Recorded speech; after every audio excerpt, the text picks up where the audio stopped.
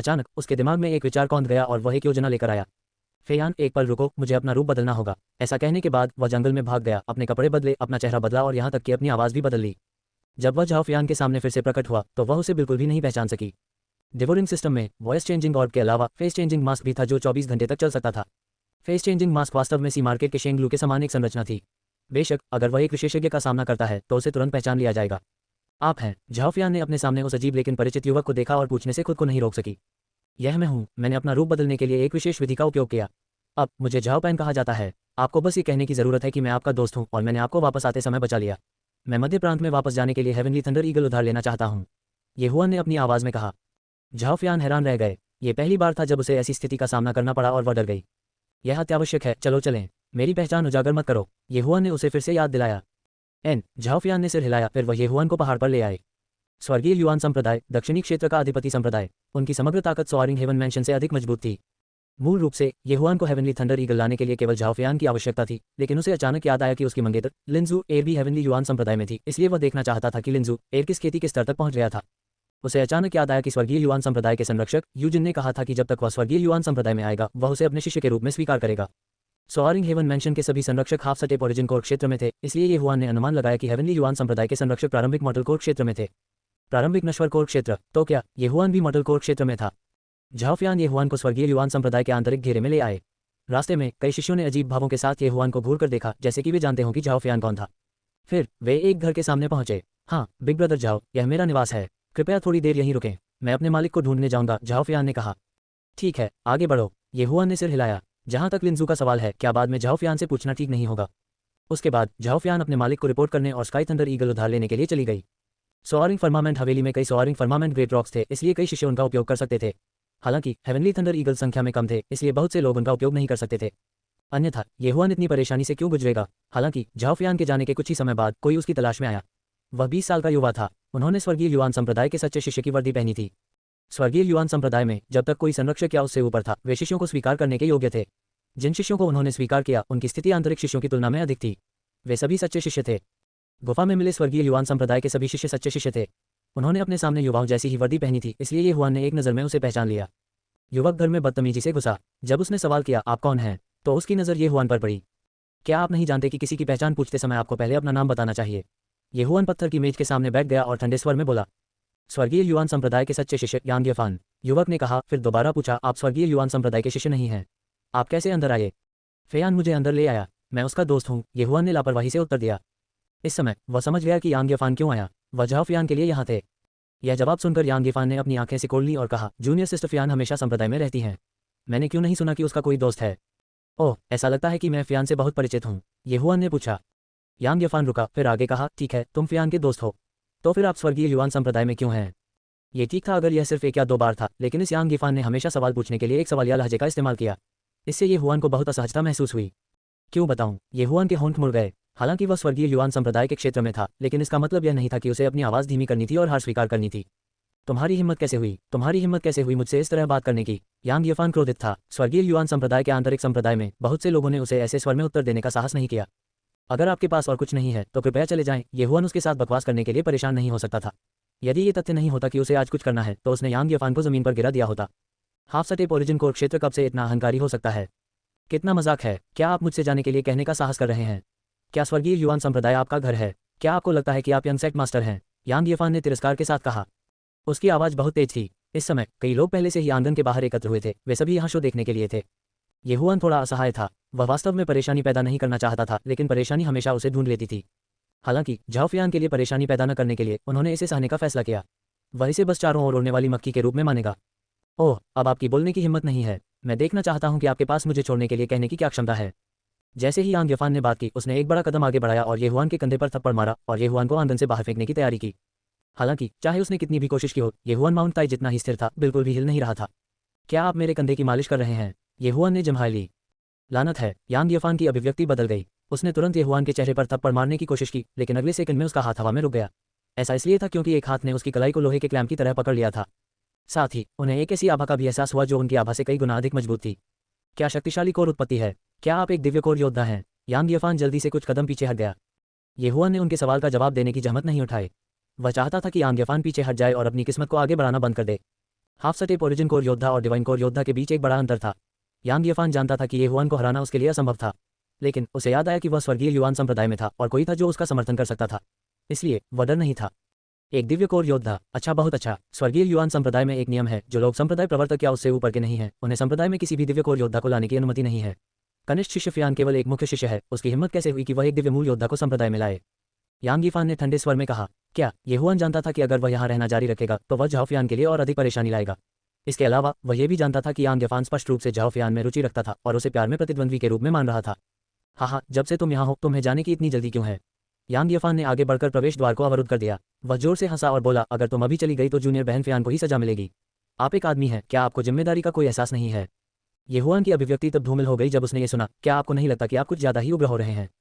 यांग येफान केवल झाओ फियान का पीछा कर रही थी, लेकिन उसने उसे अस्वीकार कर दिया, इसलिए उसके पास इस चरम मार्ग को अपनाने के अलावा कोई विकल्प नहीं था, जो कि झाओ फियान को उससे नफरत करना था। ये हुआन को अचानक याद आया कि जब वह अभी भी एक छात्र था तो एक बार एक छात्र था जो हर दिन एक लड़की को धमकाता था। ऐसा इसलिए नहीं था क्योंकि वह एक फुहर था, ऐसा इसलिए था क्योंकि वह उस लड़की को पसंद करता था। पहले तो उस लड़की को उस लड़के से नफरत थी, लेकिन वह उसे परेशान करता रहा। अपनी भावनाओं को कबूल करने के बाद दोनों एक प्रेमी युगल बन गए। उस समय ये हुआन ने जो देखा उससे वह लगभग अंधा हो गया था। लड़की पाने के चक्कर में ये लड़का कुछ भी करने को तैयार था। बिना किसी संदेह के ये यांग येफान वही था। ठीक है, मैं नहीं जाऊंगा, ये हुआन ने ठंडे अंदाज में कहा। चूंकि उसकी असली ताकत उजागर हो गई थी, अगर वह चला गया तो वह केवल झाओ फियान को नुकसान पहुंचाएगा। ठीक इसी समय आंगन के बाहर से अचानक एक पुरानी आवाज सुनाई दी। आप लोग खेती क्यों नहीं कर रहे हैं? तुम सब यहाँ क्यों खड़े हो? यांग येफान ने घूमकर आवाज के स्रोत को देखा। एक आनंदमय अभिव्यक्ति के साथ उन्होंने कहा, एल्डलू, आप बिल्कुल समय पर हैं। एक दिव्य कोर योद्धा ने स्वर्गीय युआन संप्रदाय में अतिक्रमण किया है। क्या? कहाँ? उद्धरण चिन्ह। पुरानी आवाज और भी करीब आती जा रही थी, जिससे ये हुआन की अभिव्यक्ति बेहद उदास हो गई थी। एक बुजुर्ग आ गया था, ये परेशानी भरा होने वाला था। बुजुर्ग लू, वह आदमी यहाँ है। यांग येफान ने जल्दबाजी में एक तरफ कदम बढ़ाया। कुछ ही समय बाद ये हुआन ने एक बूढ़े व्यक्ति को अंदर आते देखा। उन्होंने ये हुआन की ओर देखा और चौंक कर कहा, आप वास्तव में मेरे स्काई युआन संप्रदाय के शिष्य नहीं हैं। बच्चे, तुम्हारी हिम्मत कैसे हुई मेरे स्काई युआन संप्रदाय में अतिक्रमण करने की? ये हुआन एक पल के लिए रुका। उन्होंने याद किया कि यांग येफान ने कहा था कि उसने ही अतिक्रमण किया था और झाओ फियान उसे अंदर नहीं लाया था। देखने से पता चलता है कि यांग येफान झाओ फियान को इससे बचने में मदद करने की कोशिश कर रहा था। उसी समय वह ये हुआन के लिए जाल बिछाने की कोशिश कर रहा था। ये यांग येफान मूर्ख नहीं है। उन्होंने अनुमान लगाया कि मैं फियान को प्रकट करने की हिम्मत नहीं करूंगा। हे, ये भी ठीक है। उद्धरण चिन्ह। ये हुआन मुस्कुराया और कहा, मैं केवल किसी की तलाश में आया था। मेरा कोई और इरादा नहीं है। मुझे माफ कर दो, मैं अब चला जाऊंगा। यांग येफान ये हुआन को ऐसे ही नहीं जाने देगा। उन्होंने मजाकिया लहजे में कहा, क्या स्काई युआन संप्रदाय आपका घर है? तुमने अभी अभी मुझे घायल किया है और अब तुम जाना चाहते हो? उद्धरण चिन्ह। ये सुनते ही एल्डलू की आंखें चमक उठीं। स्काई युआन संप्रदाय में अतिक्रमण एक गंभीर अपराध है। तुम्हारी हिम्मत कैसे हुई यहाँ लोगों को घायल करने की? बच्चे, तुम कहाँ से आए हो? मैं किसी संप्रदाय का नहीं हूँ, मैं सिर्फ एक स्वतंत्र कृषक हूँ, ये हुआन ने उत्तर दिया। वह अब ये हुआन नहीं बल्कि झाओ पैन था। स्वाभाविक रूप से वह अपनी पहचान प्रकट नहीं कर सका। चूंकि यह मामला है, बस अपने आप को आत्मसमर्पण कर दें। मैं तुम्हें कानून प्रवर्तन बुजुर्ग के पास ले जाऊंगा और उसे निर्णय लेने दूंगा। बड़े लू ने हाथ खोले। उसकी मुरझाई हुई हथेलियां बाज के पंजों की तरह थीं, जिससे लोगों को अपनी रीढ़ में ठंडक मिलती थी। वह ये हुआन के शरीर में जिंदान सार को भी महसूस कर सकता था, जो उसके शरीर से ज्यादा कमजोर नहीं था। इसलिए वह अपने गार्ड को निराश नहीं कर सका। इस समय वह ये हुआन के अगले कदम की प्रतीक्षा कर रहा था। क्या उसे विरोध करना चाहिए या उसे आत्मसमर्पण करना चाहिए? उनके लिए बिना लड़ाई किए आत्मसमर्पण करना असंभव था। इस प्रकार वे केवल विरोध कर सकते थे। बूम! ये हुआन के शरीर से अचानक एक मोटा जिंदान सार बाहर निकल आया। हालांकि उन्होंने हमला करने के लिए इस जिंदान सार का उपयोग नहीं किया। इसके बजाय उसने इसे जमीन में डाल दिया। एक पल में 1 मीटर के व्यास के साथ एक शकल उसके पैरों के नीचे दिखाई दिया। वरिष्ठ, यदि आप मुझे ये घेरा छोड़ने दे सकते हैं तो मैं आत्मसमर्पण कर दूंगा, ये हुआन ने धीरे से कहा। हम, क्या अहंकार है? बुजुर्ग लू नाराज थे। उसने एक कदम आगे बढ़ाया और ये हुआन के कंधे पर अपने पंजे से थप्पड़ मारा। उसके जिंदान सार की नुकीली नोक ये हुआन के कंधे में घुस गई, जिससे तुरंत खून बहने लगा। इसके बाद एल्डर लू ने ये हुआन को जमीन पर खींचने और कुत्ते की तरह कीचड़ खाने की तैयारी की। हालांकि चाहे उसने कितनी भी कोशिश की हो, ये हुआन एक पहाड़ की तरह स्थिर था। उसके पैर बिल्कुल नहीं हिले। आप में कुछ क्षमता तो है। एल्डर लू की आंखों में एक अजीब सी झलक दिखाई दी। वह स्काई युआन संप्रदाय के बुजुर्ग थे। क्या ये शर्मनाक नहीं होगा अगर वह एक जूनियर को भी नहीं संभाल सके? स्मैक! दूसरी हथेली ये हुआन के कंधे पर पड़ी। एल्डर लू ने दोनों हाथों से प्रहार किया। हालांकि ये हुआन अभी भी उसी स्थान पर खड़ा था, बिल्कुल भी हिल नहीं रहा था। बड़े लू का चेहरा राख था। घबराकर और हताश होकर उसने ये हुआन के कंधे पर थप्पड़ मार दिया। उसने उसे उड़ने के लिए भेजने की कोशिश की। हालांकि ये हुआन अभी भी वहीं सुरक्षित खड़ा था। बच्चे, तुम मौत से पेमालाप कर रहे हो। बुजुर्ग लू भड़क गए। उसके शरीर से जीन सार उगे। वह पलटने ही वाला था। ये हुआन को एहसास हुआ कि उसके प्रतिद्वंद्वी ने पहले ही उसके दाहिने हाथ पर अपना जिंदान सार इकट्ठा कर लिया था। ऐसा लग रहा था कि वह पृथ्वी स्तरीय मार्शल आर्ट का उपयोग करने वाला था। मरना! बड़े लू गरजे। उसने ये हुआन की छाती पर हथेली से प्रहार किया। हालांकि इससे पहले कि वह ऐसा कर पाता, एक हथेली उसके हमले का सामना कर गई। बम! एक शॉकवेव बाहर लुढ़क गई। बुजुर्ग लू का शरीर पीछे की ओर उड़ गया और आंगन की दीवार से जोर से टकरा गया। क्या मजाक है? ये हुआन की हथेली के विपरीत जाना मौत को बढ़ावा दे रहा था। बुजुर्ग लू, इस दृश्य के कारण अन्य सभी स्तब्ध रह गए। यह एक संप्रदाय बुजुर्ग था, एक दिव्य कोर संप्रदाय बुजुर्ग था और उसे एक युवक द्वारा उड़ान भरने के लिए भेजा गया था। कहाँ से आया ये युवक? स्वर्गीय युवान संप्रदाय में एक संप्रदाय के बुजुर्ग को घायल करने की आपकी हिम्मत कैसे हुई? बच्चे, अगर आप में हिम्मत है तो मत जाओ। ऐसा कहने के बाद यांग येफान घूम गया और चला गया, लेकिन कुछ कदम चलकर वह पलटकर लौट आया।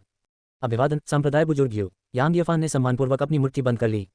उसके बाद ये हुआन ने एक परिचित व्यक्ति को देखा। नहीं, दो परिचित आकृतियां आंगन में चल रही हैं। बेशक उनमें से एक झाओफियान था जो अभी अभी गया था और दूसरे ने ये हुआन को चौंका दिया। यह आदमी स्वर्गीय युवान संप्रदाय का संप्रदाय बुजुर्ग यूजिन था, जो लिन परिवार को सगाई तोड़ने में मदद करने के लिए 2 साल पहले लियान्युन शहर गया था। मैंने कभी नहीं सोचा था कि वह 2 साल बाद संप्रदाय का बुजुर्ग बन जाएगा। प्रारंभिक नश्वर कोर क्षेत्र। हालांकि ये हुआन आश्चर्यचकित था, लेकिन वह डरा नहीं था। आखिरकार अपने बेस और मुखौटे के साथ जब तक वह उन पृथ्वी कोर योद्धाओं या उन लोगों द्वारा नहीं देखा गया था जो संरचनाओं में अच्छे थे, यह कोई समस्या नहीं होगी।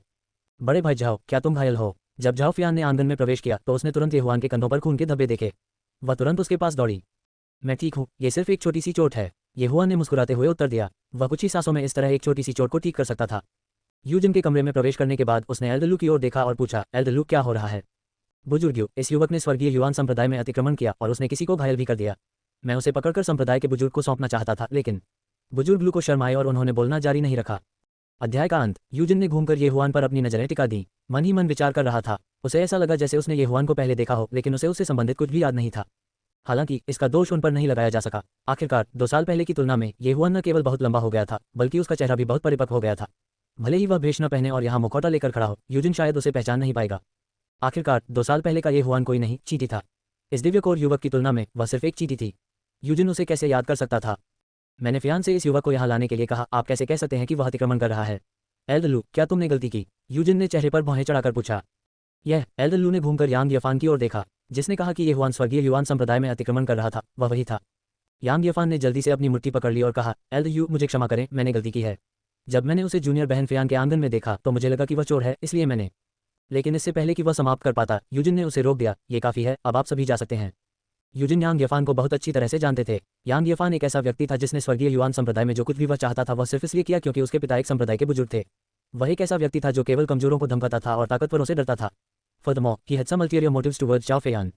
Understood. Yang Yifan nodded his head respectfully, then he quickly left. Elderlu's face was extremely embarrassed as well, and he quickly left as well. The group of disciples outside also dispersed one by one, and some even closed the door behind them. Right now, only Yeshan, Yujin and Yujin were left in the courtyard. Little brother, I've heard from Feiyan, thank you. Yujin cupped his fist towards Yeshan and said. हाँ, senior मेरी बहुत अधिक प्रशंसा कर रहा है। ये Hwan ने हंसी उड़ाई। क्योंकि उन्होंने मास्क पहन रखा था, इसलिए उनकी मुस्कान थोड़ी कड़क थी। यूजिन ने संतुष्ट होकर अपना सिर हिलाया। ये हुआन जैसा प्रतिभाशाली व्यक्ति जिसके पास ताकत और शिष्टाचार दोनों थे, एक शिष्य के लिए उसकी पहली पसंद था। मैंने फियान से सुना है कि छोटा भाई हेवनली थंडर ईगल उधार लेना चाहता है ना? यूजिन ने फिर पूछा। ये सही है, जूनियर मध्य प्रांत में लौटने के लिए हेवनली थंडर ईगल उधार लेना चाहता है। ये हुआन ने अपना सिर हिलाया। स्वर्गीय युवान संप्रदाय का स्वर्गीय युवान संप्रदाय का स्वर्गीय युवान संप्रदाय, हम ऐसा नहीं करते। ये हुआन एक पल के लिए रुका। वह मध्य महाद्वीप से कैसे हो सकता है? वह सोअरिंग स्काई मैंशन के शिष्य थे और पहले कभी सेंट्रल कॉन्टिनेंट नहीं गए थे। वह कैसे जान सकता था कि मध्य महाद्वीप में किस तरह का परिवार था?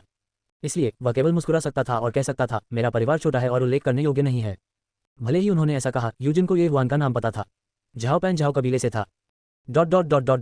उसे यू को एक वापसी है, लेकिन ये बूढ़ा आदमी पूछना चाहता है, क्या छोटा भाई केवल आपके परिवार में खेती कर रहा है और किसी अन्य संप्रदाय में शामिल नहीं हो रहा है? यूजिन ने फिर पूछा। नहीं, मैं किसी संप्रदाय का नहीं हूँ। ये हुआन ने अपना सिर हिलाया। उसे अचानक याद आया कि उसने झाओ फियान को बताया था कि वह सोअरिंग हेवन मैंशन का शिष्य था। जैसा कि अपेक्षित था, झाओ फियान की अभिव्यक्ति बदल गई। वह यूजिन के पीछे खड़ी थी, इसलिए यूजिन ने ध्यान नहीं दिया। अगर ऐसा है तो क्या आप मेरे स्वर्गीय युवान संप्रदाय में शामिल होने में रुचि रखते हैं? आपकी प्रतिभा के साथ मेरा स्वर्गीय युवान संप्रदाय निश्चित रूप से आपको एक अर्थकोर विशेषज्ञ के रूप में विकसित करेगा। यूजिन सीधे मुद्दे पर आ गए। उसने देखा कि ये हुआन बहुत छोटा था, अधिकतम 25 वर्ष का। उनकी प्रतिभा खराब नहीं थी। ये हुआन रुका। अब उसे ये हुआन नहीं बल्कि झाओ पैन कहा जाता था। वह सोअरिंग हेवन मैंशन में शामिल हो सकता है और अपने लक्ष्य तक पहुंचने के बाद अपनी पहचान बदल सकता है। हालांकि इसमें वास्तव में नैतिक अखंडता का बहुत अभाव था। उसने सिर हिलाकर कहा, आपकी दयालुता के लिए धन्यवाद वरिष्ठ। ये कनिष्ठ स्वतंत्रता का आदी है और संप्रदायों में शामिल होना पसंद नहीं करता। हालांकि मेरे पास यहाँ एक सौदा है। मुझे आश्चर्य है कि क्या आप रुचि लेंगे? उद्धरण चिन्ह। दरअसल स्वर्गीय युवान संप्रदाय में आने का उनका उद्देश्य इतना आसान नहीं था। सौदा सुनते हैं। यूजिन को स्पष्ट रूप से दिलचस्पी थी। उन्हें लगा कि ये हुआन कोई सामान्य व्यक्ति नहीं है। इस बारे में क्या ख्याल है? इस जूनियर के पास 100 पृथ्वी हथियार और एक प्रकार का अमृत है जो एक चरम ट्रू प्रोफाउंड क्षेत्र विशेषज्ञ को सीधे जिंदान को संघनित करने की अनुमति दे सकता है। हालांकि उनमें से केवल 100 हैं। मुझे आश्चर्य है कि क्या वरिष्ठ के पास उन्हें खाने की क्षमता है। ये हुआन मुस्कुराया। स्वर्गीय युवान संप्रदाय में शामिल होने का यही उनका उद्देश्य था। ये सभी चीजें वे सामग्रियां थीं जो उसने हुआन की गुफा से प्राप्त की थीं। वह संभवतः 100 पृथ्वी कलाकृतियां बना सकता था यदि वह सीधे उन्हें खा जाए। हालांकि यह बहुत लोकप्रिय भी था, लेकिन यह निश्चित रूप से तैयार उत्पाद की तुलना में बहुत कम था। क्या 100 पृथ्वी हथियार? यूजिन चौंक गया। इसके अलावा झाओ फियान ने अभी उसे बताया था कि उसने येहुआन के अमृत में से एक का सेवन करने के बाद सीधे जिंदान को संघनित कर दिया था। हर कोई 25 साल की उम्र से पहले जिंदान को संघनित नहीं कर सकता था। इस अमृत के साथ स्वर्गीय युआन संप्रदाय में कम से कम 100 दिव्यकोर योद्धा हो सकते हैं, जब तक कि खराब योग्यता वाले शिष्यों ने अपने मेरिडियन तय होने से पहले इसका सेवन नहीं किया। छोटे भाई, क्या तुम्हें यकीन है कि तुम मजाक नहीं कर रहे हो? यूजिन को संदेह था। येहुआन मुस्कुराया, उसने हाथ हिलाया, तभी उसके सामने 2 बड़े बक्से आ गए। बक्सों के भीतर बिल्कुल 100 पृथ्वी हथियार नेबुला तलवारें थीं। ईमानदारी से कहूं तो मेरा जन्म एक ऐसे परिवार में हुआ था जो हथियारों को परिष्कृत करता था, और मेरे स्वर्गीय युआन संप्रदाय में आने का कारण एक व्यापार मार्ग खोलना है। मुझे आश्चर्य है कि क्या आपके संप्रदाय में रुचि है। यदि संभव हो तो मैं भविष्य में आपको और अधिक पृथ्वी हथियार और लियुआन गोलियां भेजूंगा। येहुआन ने एक कहानी बनाई। यूजिन ने एक कॉरलार निगल ली। भविष्य में और अधिक पृथ्वी के हथियार सामान्य वस्तुएं नहीं थे, यहाँ तक कि स्वर्गीय युआन संप्रदाय के पास भी उनमें से कई नहीं थे। अगर वे उन्हें चाहते थे तो उन्हें खरीदने के लिए मध्य प्रांत जाना होगा। लेकिन मध्य प्रांत एक जटिल जगह थी और कई महाशक्तियां थीं जो स्वर्गीय युआन संप्रदाय से अधिक मजबूत थीं। स्वर्गीय युआन संप्रदाय अधिकतम 1 या 2 ही खरीद सकता था और उन्हें उन महाशक्तियों को अपमानित करने का जोखिम उठाना पड़ता था। उन्हें उम्मीद नहीं थी कि येहुआन एक ऐसे परिवार से आएंगे जो हथियारों को परिष्कृत करता है और ईमानदारी के साथ स्वर्गीय युआन संप्रदाय में आएगा। यह अच्छी बात थी। छोटे भाई, इन पृथ्वी हथियारों और लियुआन गोलियों की कीमत कितनी है? यूजिन ने पूछने की कोशिश की। 100 पृथ्वी हथियार कोई छोटी राशि नहीं थी। एक पृथ्वी हथियार की कीमत 300,000 मध्य रैंक क्रिस्टल है। एक लियुआन गोली की कीमत 20,000 मध्य रैंक क्रिस्टल है, और भविष्य में मध्य रैंक पृथ्वी हथियार और बेहतर गोलियां होंगी। आप क्या सोचते हैं संप्रदाय बुजुर्गियों? येहुआन ने अपनी भौहें उठाईं। मध्य रैंक पृथ्वी हथियार, ये नाम सुनकर यूजिन की आंखें चमक उठीं। पूरे स्वर्गीय युआन संप्रदाय में केवल एक मध्य रैंक का पृथ्वी हथियार था। यह एक गंभीर मामला है, मुझे इसकी सूचना संप्रदाय प्रमुख को देनी है। यूजिन ने स्वयं निर्णय लेने का साहस नहीं किया। हालांकि एक अर्थ टूल के लिए 3 लाख सस्ते माने जाते थे। जो उन्होंने मध्य राज्य में खरीदे थे वे सभी लगभग 4 लाख थे। जरूर, लेकिन मुझे अन्य लोगों पर भरोसा नहीं है। यदि आपका संप्रदाय कोई सौदा करना चाहता है तो बस संप्रदाय अर्दयू को प्रतिनिधि बनने दें। कृपया अर्थकोर योद्धा को न भेजें, अन्यथा मैं चला जाऊंगा। इसके अलावा संप्रदाय बुजुर्गियों, आप पहले कुछ पृथ्वी हथियार खरीद सकते हैं। इस तरह आपको अधिक आत्मविश्वास होगा। उद्धरण चिन्ह। येहुआन ने मुस्कुराते हुए कहा। अध्याय का अंत। ओह, इसकी खुशबू बहुत अच्छी है। तापिर के बाएं हाथ में गदा और दाहिने हाथ में हथौड़ा था। वह खुशी से मुस्कुरा रहा था। इतने लंबे समय तक इंतजार करने के बाद वह आखिरकार एक उचित भोजन कर सकता था। इतनी देर तक इंतजार करने के बाद आखिरकार वह अपनी एक इच्छा पूरी कर सका। हुआला हुआला। जियांग जियाओफान ने राक्षसी टॉडलांसिर को अपने हाथ में रगड़ा, जिससे धीमी आवाजों की एक श्रृंखला बन गई। वह बिस्तर के किनारे पर बैठ गया और अपने सामने हथियारों को राहत की सांस लेते हुए देखा। तापिर, मैंने तुमसे जो कहा था उसे मत भूलना। तापिर ने बार बार सिर हिलाया। कोई बात नहीं, इसे मुझ पर और बूढ़े आदमी पर छोड़ दो। हैंजू ने अपनी आंखें घुमाई। यह आपका भोजन है, इससे मेरा कोई लेना देना नहीं है। आप ऐसा कहते हैं जैसे आपने बहुत सारे डैन नहीं खाए। तापिर तितुर कर हंसा और प्रत्युत्तर दिया। जियांग जियाओफान ने उन दोनों को मुस्कुराते हुए एक दूसरे को चोट पहुंचाते देखा। फिर उसने अपनी बाहें उठाई, फैलाए और कमरे से बाहर चला गया। कमरे के बाहर यह अभी भी रात के सन्नाटे में था। आसमान में रौनक आ रही थी। जियांग जियाओफान कमरे से बाहर चला गया। तीनों भाई भी जल्दी उठ गए। उन चारों ने एक दूसरे की ओर देखा और एक दूसरे को देखकर मुस्कुराए। उनके पास एक मौन समझ थी। शाही शहर के लिए आज का दिन बहुत महत्वपूर्ण था। Palace dwellers underground dragon when के उद्घाटन का मतलब था कि शक्तिशाली योद्धाओं का एक समूह आधे साल में वापस आ जाएगा। ड्रैगन वेन की आध्यात्मिक शक्ति प्रचुर थी, लेकिन ये बहुत अस्थिर भी थी। 1 या 2 लोगों के लिए इसके पास खेती करना ठीक था, लेकिन सैकड़ों लोगों का एक बड़ा समूह ड्रैगन वेन से बड़ी मात्रा में आध्यात्मिक शक्ति को अवशोषित करेगा। इससे ड्रैगन नस बहुत अस्थिर हो जाएगी। ड्रैगन नस एक देश की नींव थी, आध्यात्मिक शक्ति की जड़ थी। इसे हल्के में कैसे लिया जा सकता था? आमतौर पर लॉन कबीले के केवल 2 बुजुर्ग और बाई कबीले के 3 बुजुर्ग थे जो ड्रैगन वेन में खेती करते थे। पैलेस डिवेलर्स पवेलियन में बाकी लोग बिना किसी नींव वाले लोग थे। स्पष्ट रूप से कहें तो वे बेकार लोग थे जो खेती नहीं कर सकते थे। केवल ये लोग 3 बूढ़ों के साथ आध्यात्मिक शक्ति साझा नहीं करेंगे। जियांग जियाओफान तीनों भाइयों को महल के बाहर इंतजार करने के लिए ले आया। कुछ ही समय बाद लोगों का एक समूह महल से बाहर चला गया। ऊपर देखने पर यह कोई और नहीं बल्कि वर्तमान सम्राट लॉन तियान था। ड्रैगन सेडान के पीछे कुछ छोटी पालकियां थीं। अंदर लॉन्ग शी, बाय युचेन और बाकी लोग थे। जियांग जियाओफान इस लाइनअप से थोड़ा आश्चर्यचकित थे। क्या लॉन तियान भी खेती करने के लिए अमर निवास पर जा रहा था? शंकाओं से भरकर सभी जियांग जियाओफान के सामने रुक गए। जैसे ही लॉन तियान का परिचारक चिल्लाया, पालकी जलाओ। ड्रैगन सेडान को नीचे उतारा गया, पैरों की चौकी रखी गई और पर्दे हटा दिए गए। वह आदमी वास्तव में विशेष नहीं था। यदि जियांग जियाओफान को इस तरह परोसा जाता तो वह संभवतः अधिकतम 2 दिनों के लिए ही तरोताजा महसूस करता। अगर उसे दोबारा ऐसा करने के लिए कहा जाता तो शायद वह पागल हो जाता। लॉन तियान पालकी से बाहर चला गया। लॉन्ग शी और बाय युचेन भी नीचे चले गए। आज वे शानदार ब्रोकेड वस्त्र पहने हुए थे और हल्का मेकअप कर रहे थे। 2 छोटी लड़कियों ने वास्तव में अपने पहले से ही सुंदर चेहरे को और भी सुंदर बना दिया। काले वस्त्र में एक मोटा अधेड़ उम्र का व्यक्ति लॉन तियान के साथ गया और जियांग जियाओफान की ओर चला गया। जैसे ही वह स्थिर खड़ा हुआ, उस आदमी ने देखा कि जियांग जियाओफान वास्तव में नहीं झुका और तुरंत उसे गुस्से में फटकार लगाई। सम्राट परोपकारी है, तुम घुटने क्यों नहीं टेक रहे हो? जियांग जियाओफान अपने चेहरे पर डर का कोई निशान लगाए बिना सीधा खड़ा था। इसके कारण लॉन्ग शी और बाय युचेन, जो ज्यादा दूर नहीं थे, घबरा गए। एक आदमी के घुटनों के नीचे सोना है। इस जीवन में मुझे जन्म देने वाली माता, पालन पोषण करने वाले पिता, मेरी जान बचाने वाले और मुझे बुद्धि सिखाने वाले के अलावा मैं घुटने टेक दूंगा। मैं कभी किसी और के सामने घुटने नहीं टेकूंगा। जियांग जियाओफान ने दृढ़ता से उत्तर दिया। आप अधेड़ उम्र का व्यक्ति जियांग शियाओफान को सबक सिखाने ही वाला था कि लॉन्गतियान ने उसे रोकने के लिए अपना हाथ उठाया। जब तक शीर की बीमारी ठीक हो सकती है, मुझे किसी और चीज़ की परवाह नहीं है। जिस क्षण उन्होंने ऐसा कहा, उनके पीछे बाय येचेन और लॉन्ग शी ने राहत की लंबी सांस ली। हालांकि वहां एक व्यक्ति मौजूद था जो बेहद अप्रसन्न था, काले कपड़े पहने अधेड़ उम्र का आदमी। जियांग जियाओफान ने उसे कभी नहीं जोड़ा था, लेकिन उसका नाम कानों में गड़गड़ाहट जैसा था। उसकी कमर पर एक निशानी थी जिस पर सुनहरे शिलालेख खुदे हुए थे। टोकन सुनहरी चमक के साथ चमका और इसमें ड्रैगन गोल्ड की उच्च मात्रा थी। इसकी तुलना सिटी किंग स्वॉर्ड से भी की जा सकती थी। शाही राजधानी में केवल एक ही व्यक्ति था जिसके पास ऐसा टोकन था, एमाई यान, शाही राजधानी का वर्तमान प्रधानमंत्री। ये वह व्यक्ति भी था जो जियांग जियाओफान की नज़र में कुख्यात था। उसकी वजह से ही उत्तरी सीमा रेखा इतनी सड़ी गली हो गई थी। लॉन्गतियान ने एक छोटा कदम आगे बढ़ाया और मुस्कुराते हुए जियांग जियाओफान की ओर देखा। मैं जानता हूं कि तुम बहुत सक्षम हो। मैं ये भी जानता हूं कि इंपीरियल उपकरण विभाग और इंपीरियल मेडिसिन विभाग ने कल दिन और शाम के दौरान शानदार परिणाम हासिल किए हैं। उन्होंने मेरी उत्तरी सीमा रेखा की सैन्य ताकत बदल दी है। हालांकि मुझे इसकी परवाह नहीं है। आपको बस मुझे ये बताना है कि क्या आप शीर की बीमारी का इलाज कर सकते हैं। जियांग जियाओफान मुस्कुराया। मुझे यकीन नहीं है, लेकिन मुझे लगता है कि मुझे उसे ठीक करने में सक्षम होना चाहिए। जियांग जियाओफान ने कंधे उचकाए और अपने हाथ में अखरोट घुमाना जारी रखा। उनका लहजा हल्का था, जैसे कि उन्होंने इस मामले को उतना महत्वपूर्ण नहीं देखा। इस प्रतिक्रिया से लॉन्गतियान को भौहें चढ़ गईं। जब उसने कहा तुम्हें शीर को ठीक करना होगा, तो उसकी आंखें गुस्से से भर गईं। नहीं तो मैं तुम्हें जितना जोर से चढ़ा सकूंगा गिरा दूंगा। अमर हवेली में जाने का सुझाव देने के लिए पहल करने के मेरे पास अपने कारण हैं। यदि आप मुझ पर विश्वास नहीं करते हैं, तो आप अमर हवेली को पहले से खोलने के लिए सहमत क्यों हुए? जियांग शियाओफान ने शांति से कहा। आज वह मूल रूप से बाय येचेन और लॉन्ग शी के अमर हवेली में जाने का इंतजार कर रहे थे। हालांकि लॉन्गतियान आया था और एमाई यान को अपने साथ लाया था, जिससे उसे ईर्ष्या और घृणा हुई। उसके शब्द इतने कठोर थे और वह अभी भी अच्छा बनना चाहता था। पफट, आधे साल बाद मैं शीर को अमर हवेली से जीवित और स्वस्थ बाहर निकलते और महल में आते देखना चाहता हूँ। अगर उसके सिर पर एक भी बाल नहीं है, तो मैं तुम्हें सजा देने के लिए तुम्हारे सिर का इस्तेमाल करूंगा। लॉन्गतियान ने अपनी आस्तीनें हिलाईं और जियांग जियाओफान की ओर देखा। राजघराने के ये सदस्य कितने मूर्ख थे। उनकी नज़र में चींटी जैसा नीच कोई भी हो सकता है। इससे जियांग शियाओफान बहुत क्रोधित हुए।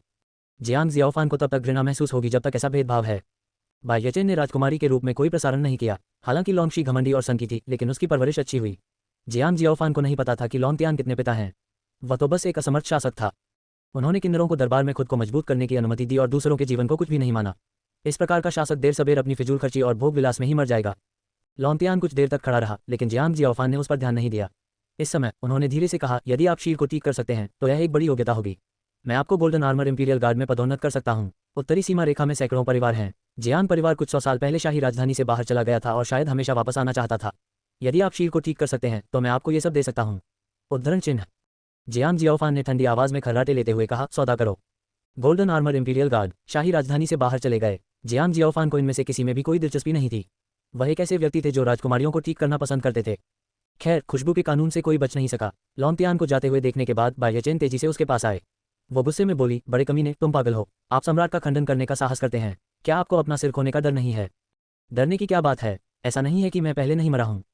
वह कोई था जो एक बार मर गया था। वह मौत से नहीं डरता था। क्या ये ताकतवर लोग उसे धमकाना चाहते थे? क्षमा करें, वह इसके लिए नहीं गिरा।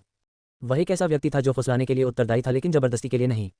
यदि आप मजबूत थे तो आप मजबूत हो सकते हैं। यदि आपने उसे आधा अंग दिया तो वह हार जाएगा। लेकिन अगर आप एक प्यारी लड़की के साथ सहवास करते हैं, तो अमीर पैसे देंगे और शक्तिशाली अधिकारी देंगे, फिर भी हर कोई अच्छा दोस्त होगा।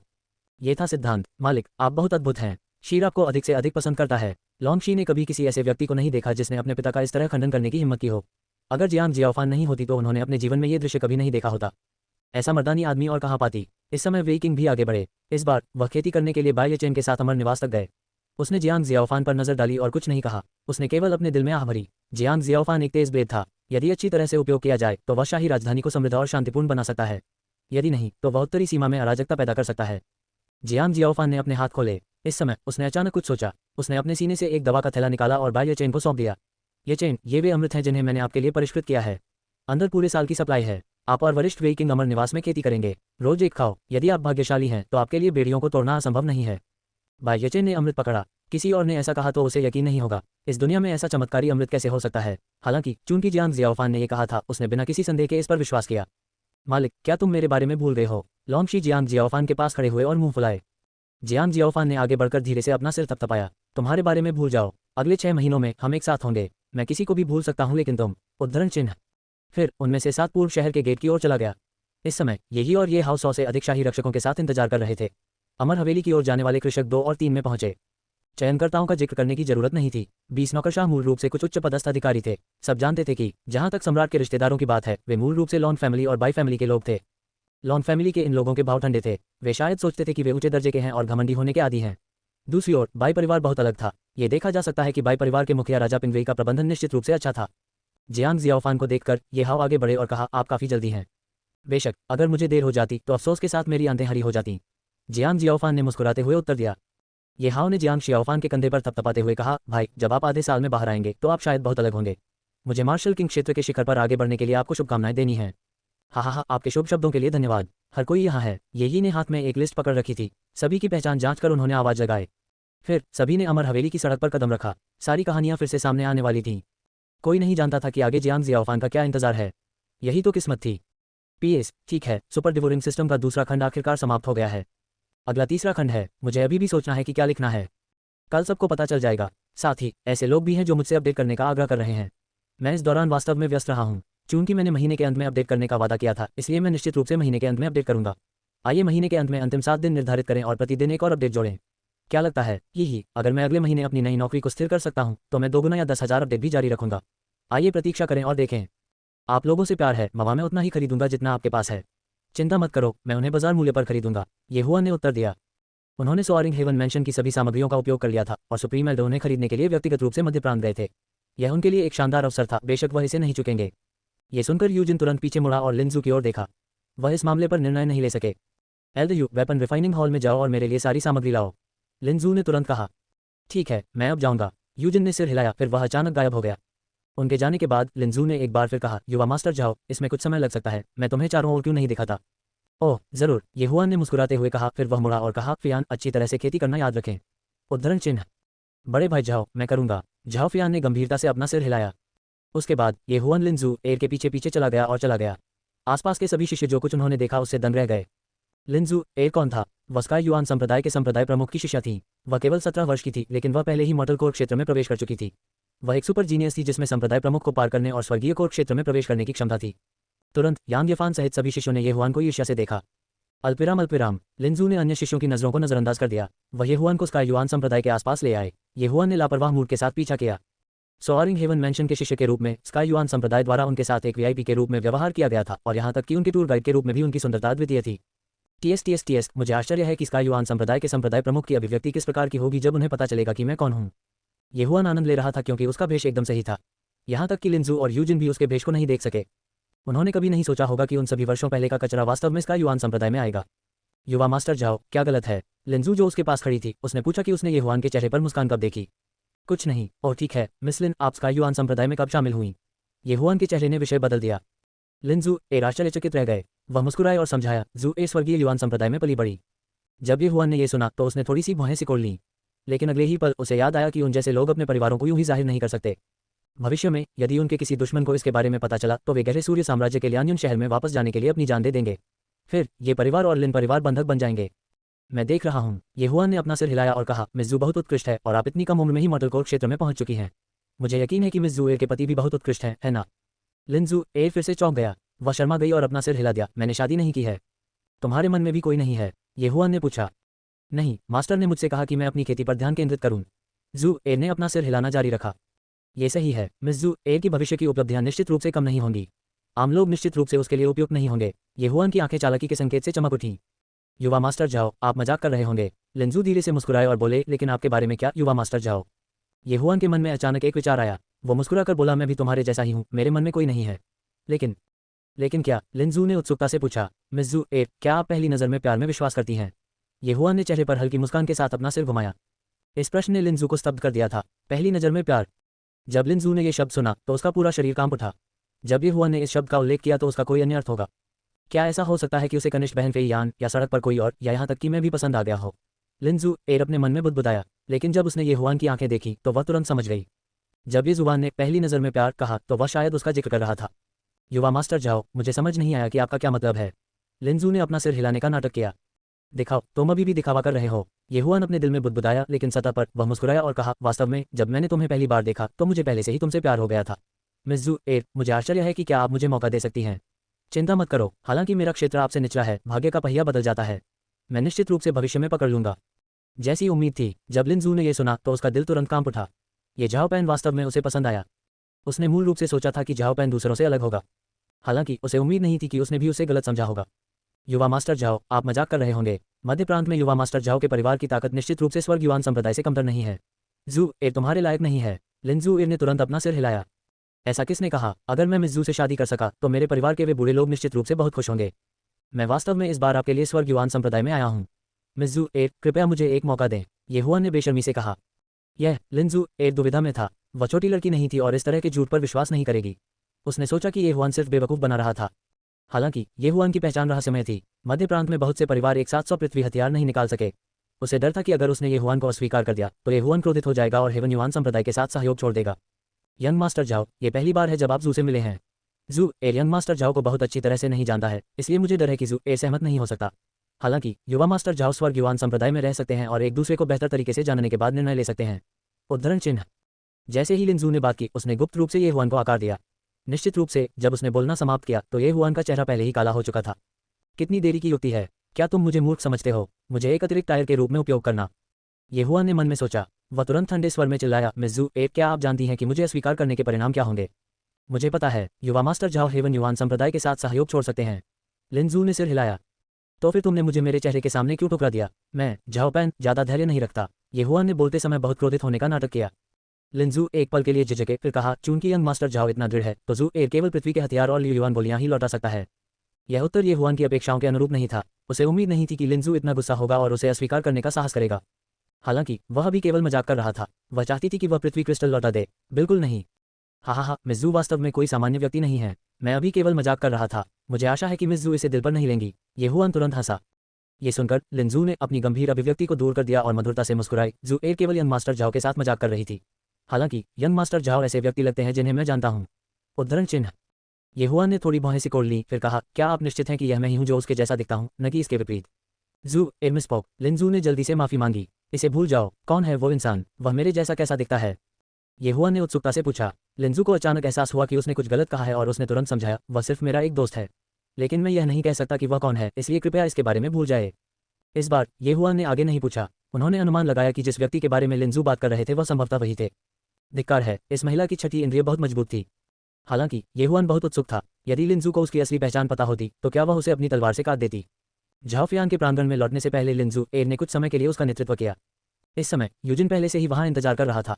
छोटे भाई, यहाँ फोजिंग सामग्री के कुल 50 सेट हैं। यूजिन ने ये हुआन को देखा और तुरंत कहा, धन्यवाद एल्डर यू। जैसा कि ये हुआन ने कहा, उसने डेवोर स्पेस से क्रिस्टल का एक बैग निकाला। पृथ्वी श्रेणी के हथियारों की फोजिंग सामग्री तैयार उत्पादों की तुलना में बहुत सस्ती थी। एक सेट केवल लगभग 40,000 मध्य श्रेणी के क्रिस्टल थे। 50 सेट 2 मिलियन मध्य श्रेणी के क्रिस्टल और 200 शीर्ष श्रेणी के क्रिस्टल के बराबर थे। हालांकि ये हुआन को 50 पृथ्वी श्रेणी के हथियार बनाने के लिए केवल एक डेवोर पॉइंट खर्च करने की आवश्यकता थी। यदि वह उन्हें इसका युआन संप्रदाय को दे देता तो उनकी कीमत 1500 शीर्ष श्रेणी के क्रिस्टल होती। यह एक बहुत बड़ा लाभ था। अगर ऐसा है तो मैं अब और नहीं रुकूंगा। एल्डर यू, मिज़ू ए, विदाई। ये हुआन ने उन दोनों पर अपनी मुठ्ठियां मारी। युवा मास्टर जाओ, क्या आप कुछ और दिनों के लिए नहीं रुकना चाहते? लिंजू ने भौहें सिकोड़ ली और धीरे से पूछा, नहीं, मुझे अभी भी महत्वपूर्ण मामलों पर ध्यान देना है। जैसा कि ये हुआन ने कहा, वह जाओ फियान की ओर मुड़ा और कहा, फियान, अच्छी खेती करना याद रखें। ढिलाई मत करो।